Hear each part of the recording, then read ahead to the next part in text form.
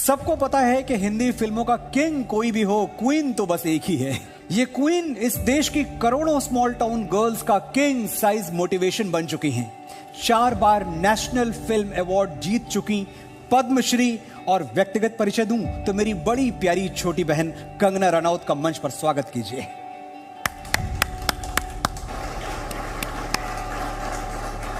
शायद अपनी जिंदगी में पहली बार किसी से ऐसे बैठ के आमने सामने बात कर रहा हूं टेलीविजन पे। आई थिंक ये बहुत अच्छी पहल है जो हम दोनों के बीच हो रही है, हम मेरे साथ हो रही है। आपने इतने प्यार से मुझे अपनी छोटी बहन कहा, तो आई थिंक ये एक बहुत ही स्पेशल, आप हमेशा याद रखेंगे कि मैंने पहला इंटरव्यू कंगना कर लिया था। हो सकता है आगे चल के आप अपना टॉक शो करें, वहाँ भी ये बात का जिक्र हो। और मैं अगले 10, 20, 50 सालों तक कंगना का ही इंटरव्यू करते रहना चाहता हूँ। इतना कंटेंट है कंगना के पास, इतना कुछ कहने को है, तो हम सब सुनने के लिए तैयार हैं। क्या बात।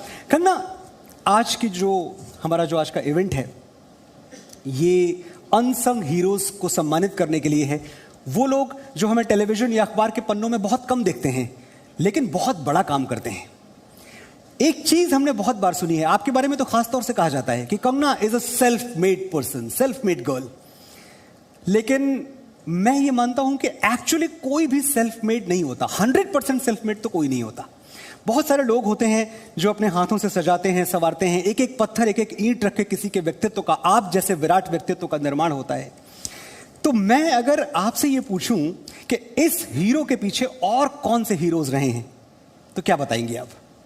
माय फादर, मेरे पिताजी, जब हम छोटे थे तो वो हमेशा कहते थे कि जो मेरी बेटियां हैं वो ऐसे जैसे गांव की और लड़कियां हैं वैसे नहीं होंगी।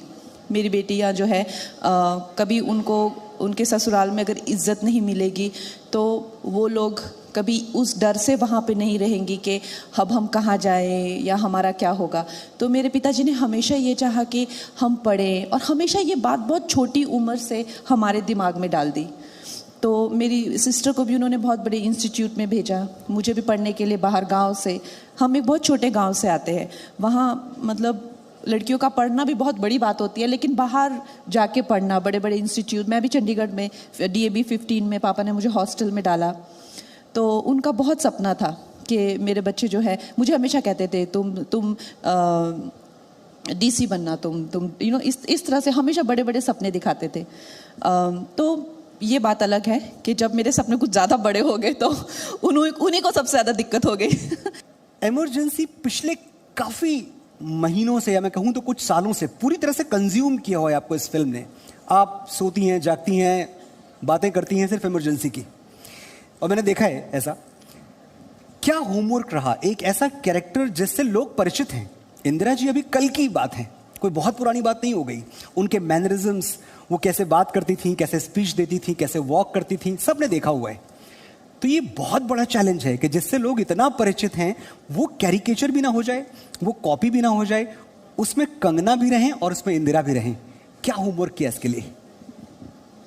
देखिए, फिल्म तो it's completely ready and post production चल रहा है and will be releasing it next year in 2-3 months।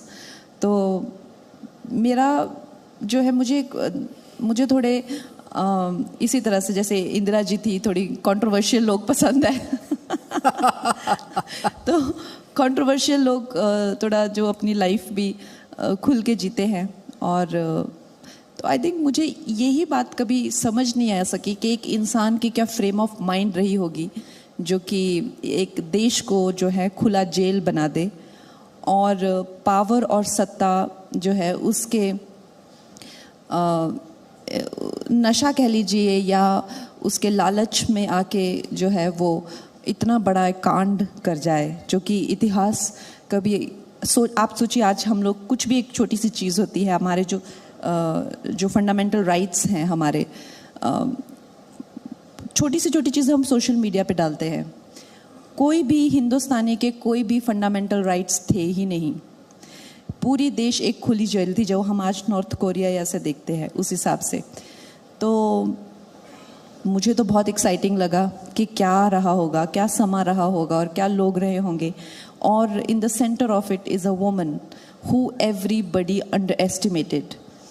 तो और ज़बरदस्त कहानी निकली जब मैंने रिसर्च की, क्योंकि हम लोग आई एम 87 बॉर्न, तो मुझे पता नहीं था, हम लोगों ने ये सब मिस कर दिया था।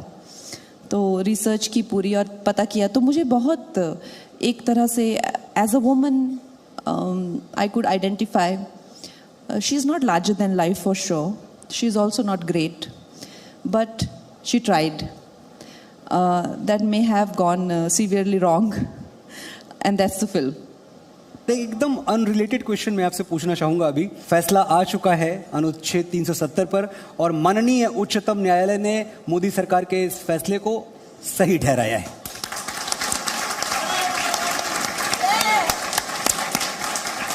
मैं इस पे आपकी तुरंत प्रतिक्रिया चाहता हूं। आप कितनी खुश हैं इस बात से कि मोदी सरकार का वो निर्णय जिसकी पूरे देश में चर्चा हुई, पूरी दुनिया में चर्चा हुई, फाइनली सुप्रीम कोर्ट ने उस पर अपनी मुहर लगा दी कि बात तो सही थी?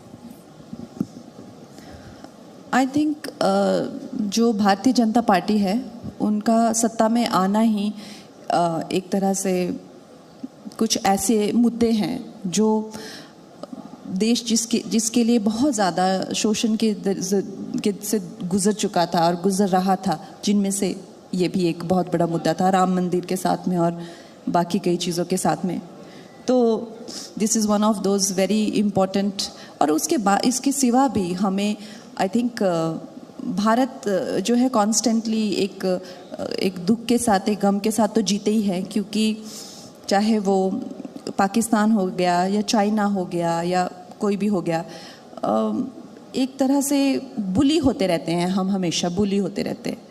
तो ये भी एक सॉफ्ट स्पॉट था। यहाँ पे भी आर्म ट्विस्टिंग बहुत होती है हमारे साथ कश्मीर से या तो वो जो आर्म ट्विस्टिंग है जो हमारी कॉन्स्टेंटली हो रही थी या की जा रही थी, वो एक पूरे देश में हमें बहुत ही एक छोटा हल्का या वो एक हमारा हमें दिखाता था, क्योंकि कोई अपना है भी चीज़ या नहीं भी है, एक दोनों के बीच में ही थी वो बात जी। तो उसमें अपना झंडा जाके गाड़ना, जो कि मोदी जी ने बहुत पहले भी किया था, लेकिन अब सरकार बना के झंडा गाड़ना एक बहुत बड़ा अपना एक महत्व है।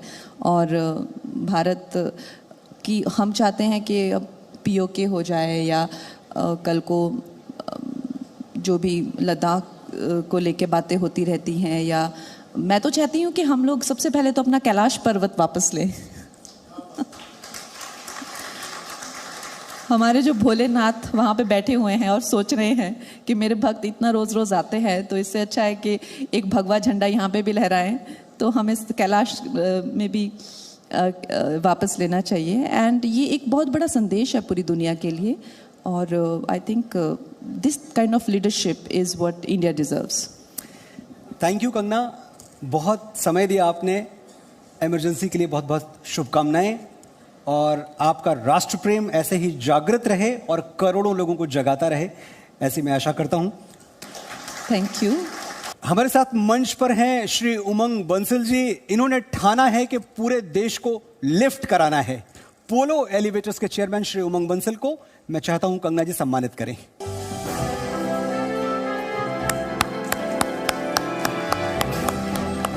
जिस परिवार में संतान नहीं है, उस परिवार के लिए इंदिरा आईवीएफ उम्मीद का दूसरा नाम है। इंदिरा आईवीएफ एक फर्टिलिटी क्लिनिक है जिसके देश भर में 90 से ज्यादा केंद्र हैं। और आज इस कंपनी के को फाउंडर नितिश मुर्दिया हमारे बीच मौजूद हैं। हम चाहेंगे कि कंगना जी उन्हें सम्मानित करें।